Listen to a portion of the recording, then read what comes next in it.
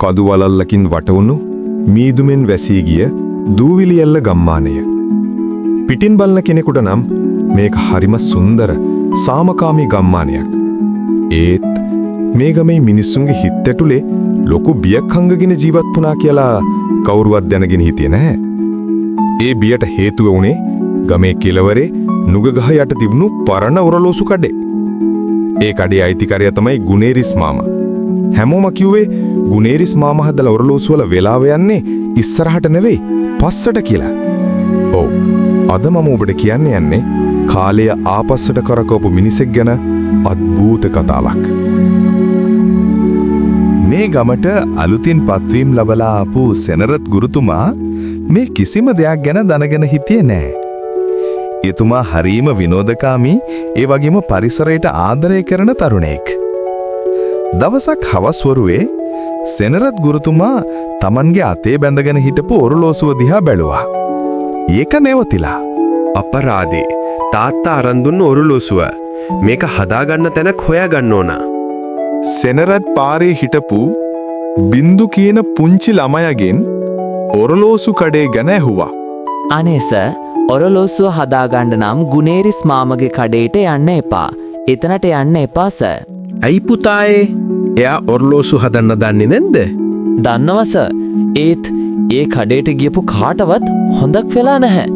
අපේ අම්මා කියලා තියෙන්නේ ඒ පැත්ත පලාතක යන්න එපා කියලා. පොඩි එකාගේ කතාව ගණන් ගන්නේ නැතුව සෙනරත් කිලින්ම ගියේ ගුණේරිස් මාමගේ කඩේට. ඒක පුදුමාකාර තැන. බිත්ති පුරාම විවිධ જાතියේ ඔරලෝසු. හැබැයි පුදුම කියන්නේ ඒ එක ඔරලෝසුවකවත් වෙලාව හරි නැහැ. සමහර ඒවා වේගයෙන් දුවනවා. සමහර ඒවා හරිම හිමින්. ගුණේරිස් මාමා මේසයක් උඩ තියෙන පරණ ඔරලෝසුවක් දිහා බලාගෙන මොනවදෝ මුමුණනවා සෙනරත් දැක්කා. මාමා, මගේ ඔරලෝසුව ටිකක් බලවා ගන්න පුළුවන්ද? ගුණේරිස් මාමා හැමින් ඔලුව උස්සලා බැලුවා. එයාගේ ඇස්වල තිබුණේ විස්තර කරන්න බැරි අමුතු බැල්මක්. මහත්තයා, මේක නිකම්ම යකඩ කෑල්ලක් නෙවෙයි. ඔරලෝසුවක් කියන්නේ මිනිස්සෙක්ගේ හුස්ම ටික මනින මිම්මක්. හදලා දෙන්නම්. හැබැයි එක කොන්දේසියක් පිට. මොකද්ද මාමා ඒ කොන්දේසිය? සල්ලි ප්‍රශ්නයක් නැහැ. සල්ලි එපා මහත්තයෝ. හැබැයි මේක හදලා ආපහු අතේ බැඳගත්තට පස්සේ මහත්තයා දකින්න දේවල් ගැන කාටවත් කියන්න බෑ. විශේෂයෙන්ම රෑ 12ට සිද්ධ වෙන දේවල්. සෙනරත් ඒ කොන්දේසියට එකග වුණා. එදා රෑ ඉඳන් තමයි සෙනරත්ට අමුතු දේවල් දැනෙන්න ගත්තේ. රෑ 12 වදිනකොටම එයාගේ අතේ තිබ්බ ඔරලෝසුව ගැස්සෙනවා වගේ දැනුණා. එකපාරටම ඔහුට පෙනුණා Tamanගේ කාමරේ බිත්තිය මැකී ගිහින් අවුරුදු 10කට කලින් සිද්ධ වුණු දෙයක් මැවිලා පෙනුවා වගේ. ඔහු දැක්කා ගමේ වෙද මහත්තයා රහසින් කැලේට ගිහින් මොනවදෝ වල දානවා. දෙවියනේ, මේ මම හීනියක් දකින්නේ? නෑ, මේක ඇත්තක් වගේ. අර වෙද මහත්තයා නේද? සෙනරත්ට තේරුණා මේ ඔරලෝසුව නිසා එයාට අතීතය පේනවා කියලා. පහුවදා උදේ ඔහු වෙද මහත්තයා හම්බ වෙන්න ගියා. වෙද මහත්තයා දැක්කම සෙනරත්ට ඇති වුණේ සැකයක්. වෙද මහත්තයා, මට පොඩි පරණ කතාවක් දැනගන්න ඕන. මීට අවුරුදු 10කට කලින් මේ ගමේ ලොකු මැණික් කොල්ලයක් වුණා නේද? වෙද මහත්තයාගේ මූණ කළු වුණා. එයා වෙවුලන අතින් සැරියටිය තද කරගත්තා.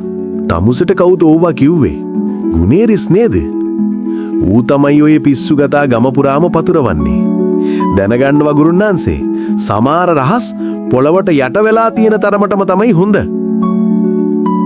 සෙනරට්ට තේරුණා ගුණේරිස් මාමා නිකම්ම ඔරලෝසු හදන්නෙක් නෙවෙයි කියලා.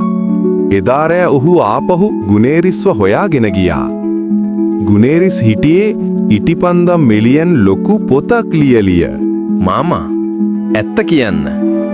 මොකද්ද මේ ඔරලෝසුවේ තියෙන බලය? ඇයි මට අතීතය පේන්නේ? ගුණේරිස් මාමා ලොකු හුස්මක් හෙළුවා. ඔහුගේ ඇස්වල කඳුළු පිරුණා. මහත්තයෝ, මම කාලයක් තිස්සේ මේ ගමේ මිනිස්සු කරපු පව් වැරදි වැඩ මේ ඔරලෝසු ඇතුලේ හිර කරලා තිබ්බේ.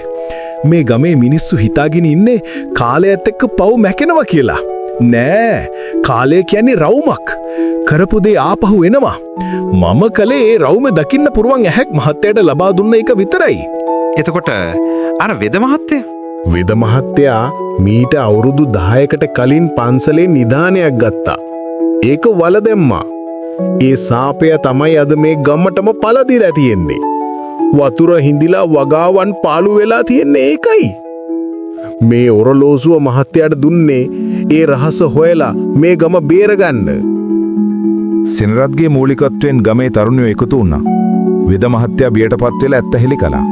එහි නිදානේ නැවත පන්සලට බාර දුන්නා. පුදුමයකට වගේ එදාම රෑ මහා වැස්සක් ඇදහැළුණා. අවුරුදු ගානකට පස්සේ දූවිලියල්ල ගම්මානයට සිසිලසක් ලැබුණා.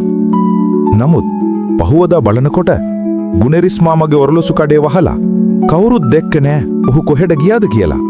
කඩේ ඇතුලේ තිබුණේ එකම එක ලියුමක් විතරයි. කාලය අයිති කාටවත් නෙවෙයි. ඒක අයිති සොබාදහමට. මම මගේ රාජකාරිය ඉවර කළා. දැන් වෙලාව හරි මගේ ඔරලෝසුව නවතින්න.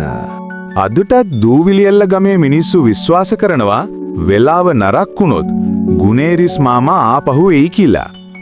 ඒත් සෙනරත් ගුරුතුමාගේ අතේ තියෙන ඔරලෝසුව නම් අදටත් වෙලාවට වැඩ.